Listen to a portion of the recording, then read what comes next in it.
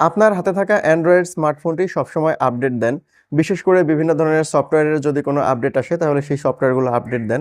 Even operating সিস্টেমের update যদি আসে তাহলে সেই আপডেটটাও কিন্তু খুব দ্রুতই দিয়ে দেন। কারণ আপনি আপডেট থাকতে পছন্দ করেন। কিন্তু কখনো কি খেয়াল করে দেখেছেন? আপনার স্মার্টফোনটি যে অ্যাপের সাহায্যে আপডেট হয়, অর্থাৎ যে প্লে স্টোরের সাহায্যে আপডেট হয়, সেই প্লে স্টোরটা কখনো আপডেট দিয়েছেন কিনা অথবা প্লে স্টোরটা আপডেট আছে কিনা এটা কখনো কি খেয়াল করে দেখেছেন? যদি না দেখে থাকেন তাহলে কিন্তু এটা দেখে নেওয়া আপনার জন্য অনেক জরুরি যদি আপনি একজন আপডেট মানুষ হয়ে থাকেন।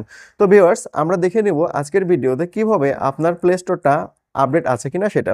আপনার মোবাইল ফোনের প্লে স্টোর আপডেট আছে কিনা এটা দেখে নেওয়ার জন্য সরাসরি আমরা আমাদের মোবাইল থেকে প্লে স্টোর অ্যাপে চলে যাব। দেন এখান থেকে ডান পাশে উপরের দিকে যে ইমেজ আইকন রয়েছে, ইমেজ আইকনের উপর একটা ক্লিক করব। দেন এখান থেকে চলে যাব সেটিংয়ে, সেটিং থেকে চলে যাব অ্যাবাউটে, অ্যাবাউট থেকে একদম নিচে চলে যাব।